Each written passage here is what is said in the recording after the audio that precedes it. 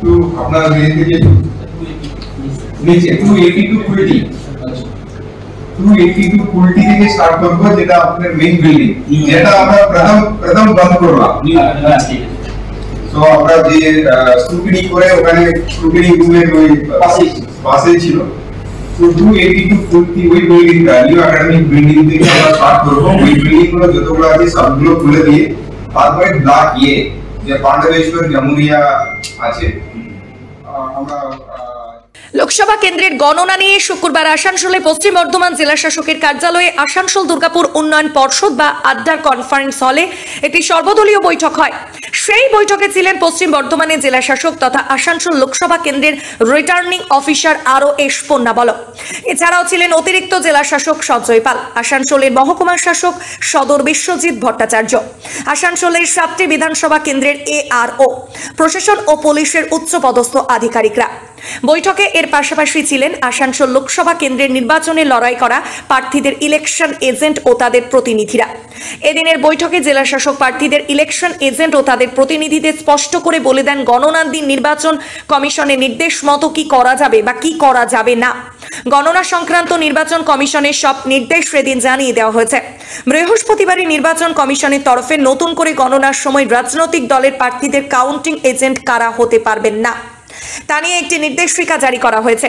এদিনের বৈঠকে এই বিষয়ে জেলা শাসক রাজনৈতিক দলের প্রতিনিধিদের অবহিত করেন। জেলা শাসক বৈঠকে বলেন, কমিশন তাদের নতুন নির্দেশিকায় বলছেন কোন সরকারি বা সরকার পোষিত গভর্নমেন্ট এডেড বা স্পন্সর্ড স্কুলের শুরু শিক্ষক ও শিক্ষিকারা কাউন্টিং এজেন্ট হতে পারবেন না, এমনকি একইভাবে কর্মীরাও কাউন্টিং এজেন্ট হতে পারবেন না বলে কমিশন তাদের নতুন নির্দেশে বলেছে। জেলা শাসক সব রাজনৈতিক দলের প্রতিনিধিদের সতর্ক করে বলেন, এই নির্দেশ অমান্য করা হলে কড়া শাস্তির বিধান বলা হয়েছে কমিশনের নির্দেশে। জেলা শাসক আরো বলেন, এজেন্টদের গণনার দিন ভোর 5:30টার আগে গণনা কেন্দ্রে চলে আসতে হবে। তার কারণ 5:30টার সময় স্ট্রং রুম থেকে গণনা টেবিলে পোস্টার ব্যালট পেপার নিয়ে যাওয়া হবে, তারপর শুরু হবে গণনা। এই গণনা শেষ হলে ইভিএম এর গণনা শুরু হবে। তার সময় 8টা, সব ক্ষেত্রেই অতিরিক্ত 10 মিনিট সময় ছাড় দেওয়া হতে পারে, তার বেশি নয়। সব মিলিয়ে 12 থেকে 14 রাউন্ড গোনা হবে। সবকিছু ঠিক থাকলে দুপুর 2টো থেকে 2:30টার মধ্যে গণনা শেষ হয়ে যাবে। এদিনের বৈঠকে বলা হয়েছে, বৈধ অনুমতি ছাড়া কেউ কোনো গাড়ি গণনা কেন্দ্রের ভেতরে ঢুকতে পারবে না। এই যে নোটিশটা দেখছেন, এটা আপনারা আমি আপনাদের কাছে আবার পাঠিয়ে দিচ্ছি, প্রত্যেককে ইন্ডিভিজুয়ালি পাঠিয়ে দিচ্ছি, যেটা আমরা যেমন পাঠাই আপনাদের ইলেকশন ক্যান্ডিডেট। শুধু একটু উপরের দিকটা একবার দেখে নেন, জাস্ট এইটা নিয়েই আপনাদের গেটের শুরু থেকে দেখুন। কালকে একটা ক্লারিফিকেশন আসলো, ECA এর। এখানে দেখুন কারা কারা কাউন্টিং এজেন্ট হতে পারে না, দুটো জিনিস বলা আছে আমাদের। যারা অনারারিয়াম পাচ্ছে অথবা পার্ট টাইমও কাজ করছে, either government institution or government aided institutions, ঠিক আছে? গভর্নমেন্ট থেকেও ওরা ডাইরেক্টলি 1 টাকাও ডাইরেক্টলি আর ইনডাইরেক্টলি পায়, অর্থাৎ ওটা এলিজিবল হবে না। আর person who are in government service তো এলিজিবল হবে না। তো এখানে কার দায়িত্বটা কাটি কার হবে, ভুল করে কার কেউ দিয়ে দিলে কাটি হবে ওই এমপ্লয়ি 3 মাসে জেলে যাবে। মানে এটা পলিটিক্যাল পার্টিকে কাটি হবে না, আমাদেরকে কোনো কাটি হবে না। এমপ্লয়ি যে কাউন্টিং এজেন্ট হিসাবে নিয়োগ করবেন, একটা ক্লারিফিকেশন মানে করি আসলো, मतलब যেটা কালকে একটা ক্লারিফিকেশন দিল কমিশন। টিচাররা তো না मतलब প্রপারলি গভর্নমেন্ট এমপ্লয়ি নেই, কিন্তু টিচাররাও হতে পারবে না বলে পরিষ্কার একটা দিয়ে দিয়েছে। তার মানে এই পারা স্টেটের গুলো আছে, যেগুলো PSU আছে, যারা প্রপারলি গভর্নমেন্ট সার্ভিস মানে বলে বাই ডেফিনিশন স্ট্রিক্টলি আসবে না, কিন্তু ইনডাইরেক্টলি দেখুন কেউ গভর্নমেন্ট এইডেড ইনস্টিটিউশন বলা আছে, ওরা তো কোনো না ভাবে গভর্নমেন্ট থেকে এইড পায়। সো ওরা হতে পারে না, ওটা আমরা শেয়ার করেছি। এটা যদি কারো मतलब দিয়ে দিলে আপনারা ইন্টেনশনালি আনইনটেনশনালি আপনারা मतलब ওটা ভুল হতেই পারে, কিন্তু ইন্টেনশনালি কেউ দিয়ে দিলে কাটি হবে এমপ্লয়িদের পরে ধরা পড়লে he will face 3 months jail and subsequent DP inquiry যেগুলো হবে ওরা ক্যারিয়ারটা নষ্ট হয়ে যাবে। আসানসোল থেকে নিজস্ব প্রতিনিধির রিপোর্ট, টিভি নিউজ 10। প্রথম বন্ধ করলাম।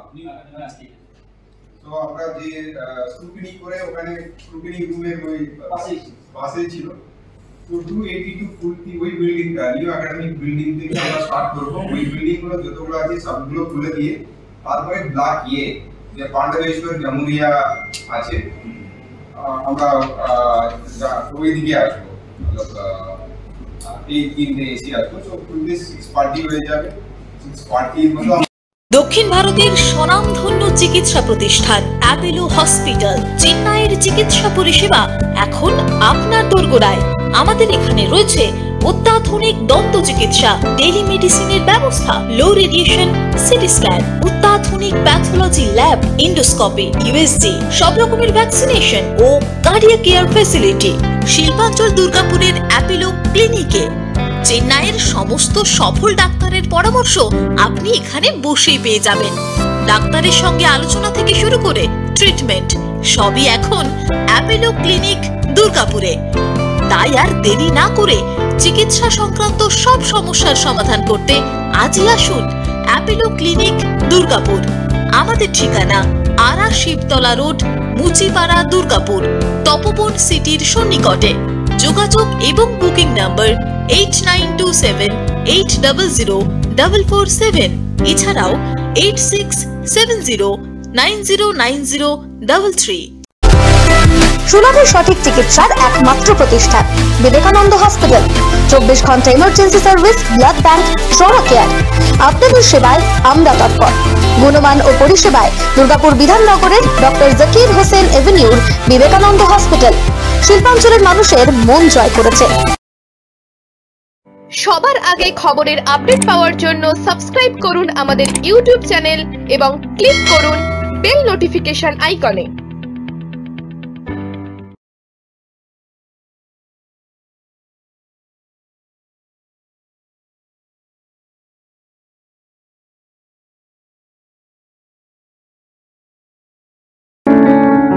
প্রিয়জনের অসুস্থতায় দিশাহীন,